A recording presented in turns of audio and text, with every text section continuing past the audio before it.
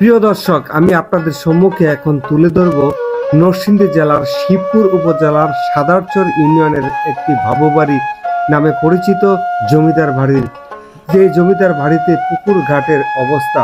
এই পুকুরটি একটা সময় জলে পরিপূর্ণ থাকত। স্রোতের বহমান গতির প্রকৃতিতে আজ সেখানে জমেছে বিভিন্ন ধরনের প্রজাতির ঘাট।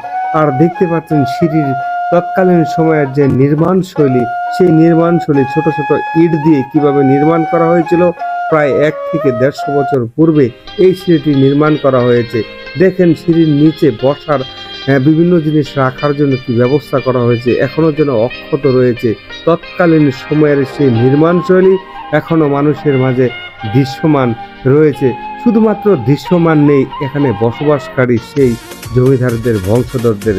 আরেকটি পুকুর দেখতে পাচ্ছেন, সেখানেও দৃষ্টিনন্দন 3টি সিঁড়ি রয়েছে। ইতিমধ্যে একটি সিঁড়ি বিলুপ্তি হয়ে গেছে, বর্তমানে এখানে 2টি সিঁড়ি বিদ্যমান রয়েছে। যদিও এখানে আর আগের মতো গোসল করার সেই ব্যবস্থা আর সেই লোকগুলো নেই।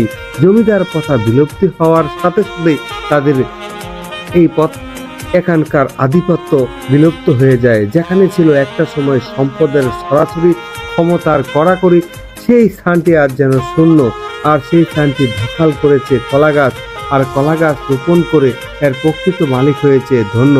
দেখতে পারতেছেন সেই নির্মাণশৈলী, কি সুন্দর ডিজাইন। এখানে সম্ভবত তুলসী গাছ ছিল, আর এই তুলসী গাছের নিদর্শন এবং তুলসী গাছের পূজা করত তৎকালীন সময় এই হিন্দু জমিদাররা।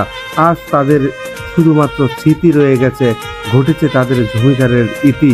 দেখতে পাচ্ছেন সেই সিঁড়ি দিয়েই বোঝা যায় এখানে কত টাকা নিরাপত্তার সহিত এখানে গোসল করার সম্পূর্ণ হতো। এর আশেপাশে অনেক লোকই আসতে পারতো না নিরাপত্তার কড়াকড়ির কারণে। আর সেখানে সুশান নীরবতা, এটাই হচ্ছে আমাদের বাস্তবতা। কারণ পৃথিবীতে ক্ষমতা কারো চিরস্থায়ী নয়, আর সৃষ্টিকর্তা ক্ষমতাবানদের কোনোদিনই ক্ষমতা চিরস্থায়ী করে রাখে না। এটাই আমাদের চিরন্তন প্রথা।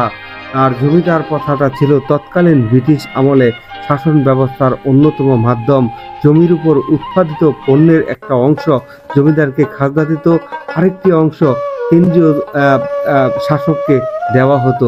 তাদের আর্থিকভাবে সচ্ছল ছিল এবং তাদের ভোগ বিলাসের জন্য নির্মাণ করা হয়েছিল।